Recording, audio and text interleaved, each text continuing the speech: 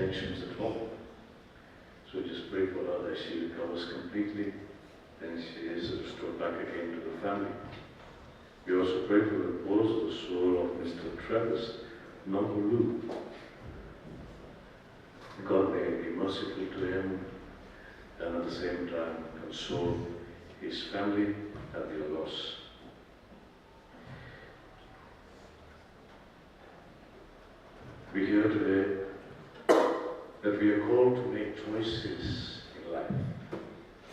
Choices that determine our path as Christians.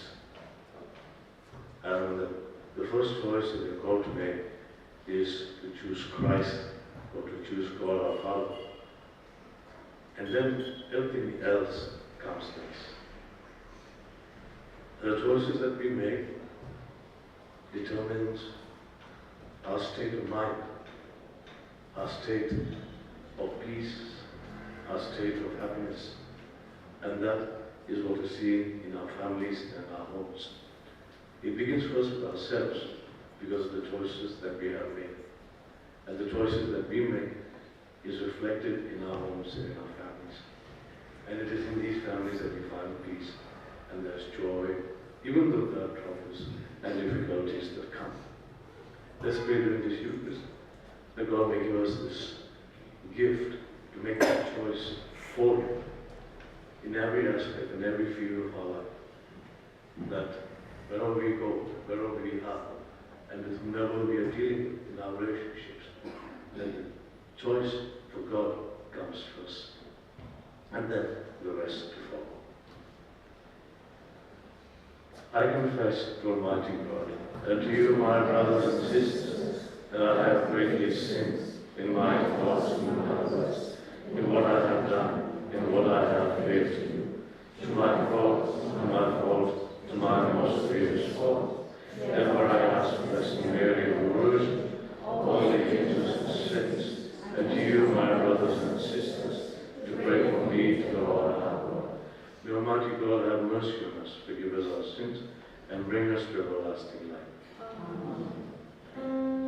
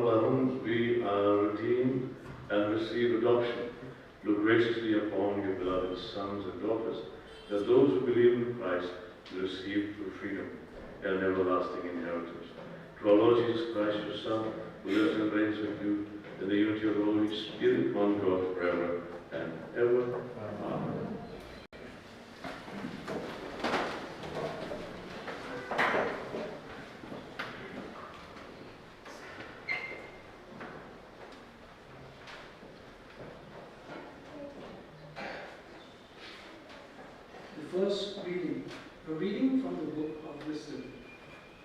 Who can discern what the Lord wills? What man can learn the counsel of God? Or who can discern what the Lord wills? For the reasoning of mortals is worthless, and our designs are likely to fail. For a perishable body weighs down the soul, and this earthly tent burdens the thoughtful mind.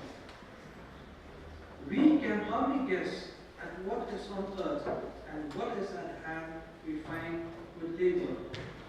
But who has traced out what is in the heavens? Who has learned thy counsel unless thou hast given wisdom, and sent thy Holy Spirit on high? And thus the path of those on earth was set right, and men were taught what pleases thee, and were saved by wisdom. The word of the Lord. Thanks be to God. Psalm, your response: O Lord, you have been a refuge from one generation to the next. O Lord, you have been a refuge from one generation to the next. You turn men back into dust and say, Go back, sons of men. To your eyes, 1,000 years are like yesterday, come and gone, no more than a watch in the night. O Lord, you have been our refuge from one generation to the next. You sweep men away like a dream, like grass which springs up in the morning. In the morning it springs up and flowers. By evening it withers and fades. O Lord, you have been our refuge from one generation to the next. Make us know the shortness of our life, that we may gain wisdom of our heart. Lord, relent. Is your anger forever? Show pity to your servants. O Lord, you have been our refuge from one generation to the next. In the morning fill us with your love. We shall exalt and rejoice all our days. Let the favor of the Lord be upon us. Give success to the work of our hands. O Lord, you have been our refuge from one generation to the next.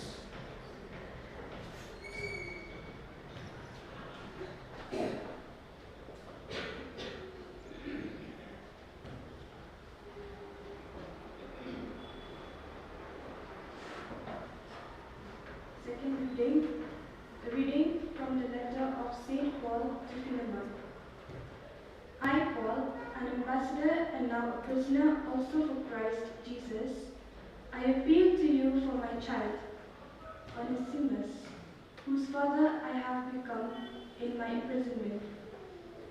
I am sending him back to you, sending my very heart. I would have been glad to keep him with me, in order that he might serve me on your behalf during my imprisonment for the gospel. But I prefer to do nothing without your consent, in order that your goodness might not be my compulsion, but of your own free will.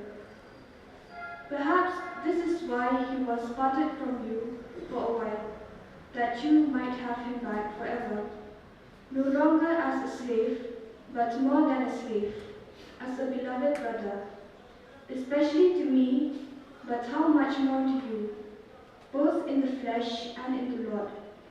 So if you consider me your partner, receive him as you would receive me. This is the word of the Lord. Please stand for acclamation. Alleluia, alleluia. Watch at all times, praying that you may have strength to stand before the Son of Man. Alleluia.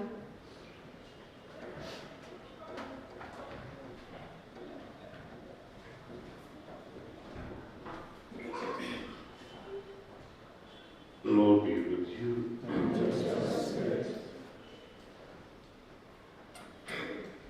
A reading from the Holy Gospel according to St. Luke.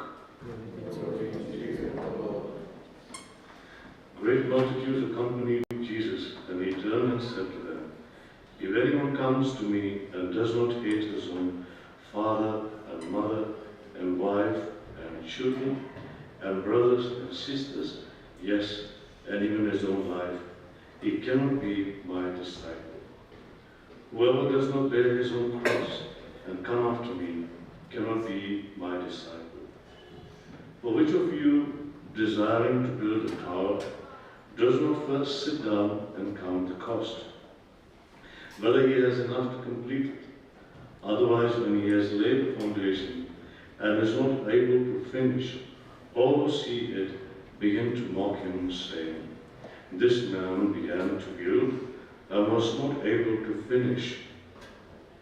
Or what king going to encounter another king in war will not sit down first and take counsel whether he is able with 10,000 to meet him who comes against him with 20,000?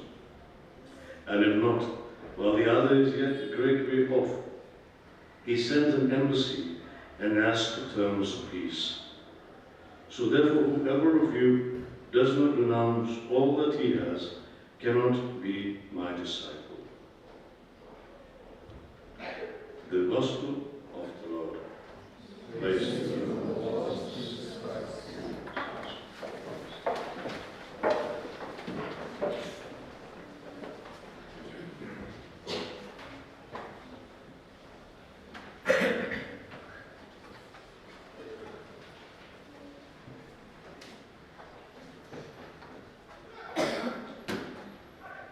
like these beautiful words there in the psalm that we have here. You sweep men away like a dream, like grass which springs up in the morning. In the morning it springs up and flowers. By evening it withers and fades. Make us know the shortness of our life, that we may gain wisdom of heart. Make us know the shortness of our life, that we may gain wisdom of heart. Very often we think that we know that we are going to die, yes, we know that one day we all will come to an end. This body will be in the grave 6 feet under, and that we will have to leave everything. Our parents, our near and dear ones, our children, our properties, our fixed deposits, all the wealth, our gold, our silver. Nothing can be taken with us. Even our flesh and our bones will ultimately be left here. What will ultimately remain with us is the image and likeness of God, the Spirit that God has given to us.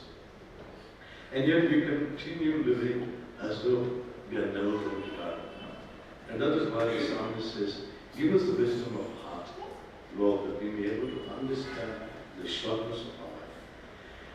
And I believe it is this wisdom, once it captures us, it takes us on to another level altogether.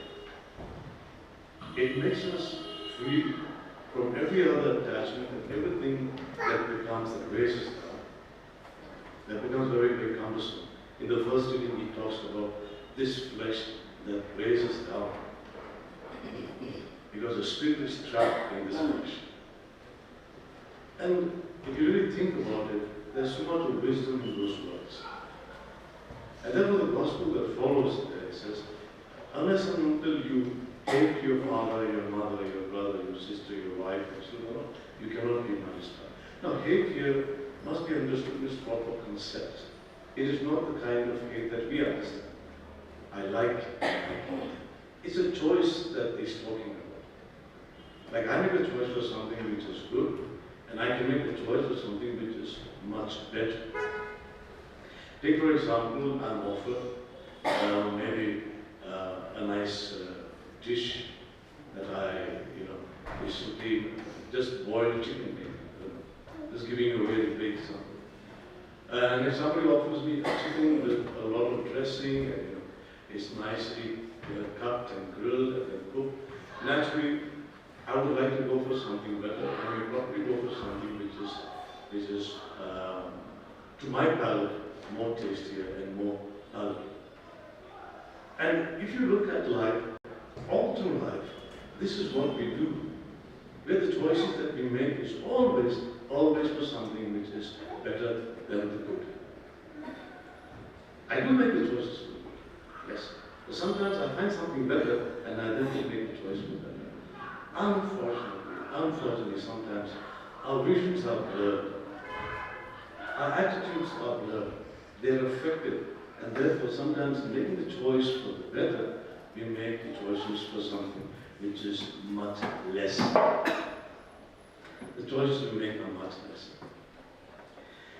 And today Christ is telling us, the best choice that you can make is me. The best choice that you can make is for Christ. And you opt for Christ, everything else takes second place.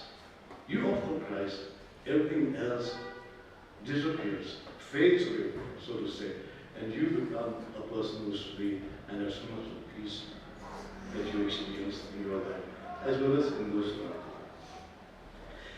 you. Now, also, there is a cost for discipleship, because he talks about you will sit down and count the cost. How much is going to cost me? If I'm going to face an army of 20,000, I'll have to decide whether to make peace, or I can still feel that I'm going to fight with this army. If I'm going to put up a tower, I'll have to sit up and count the cost. Those people will laugh at me because midway I say I don't have money, and the contractor washes his hands off, and it's lying dangling halfway. So there is a cost involved in the decision that I take. And sometimes the cost is very, very expensive. It's very costly. In the book of Maccabees, you will find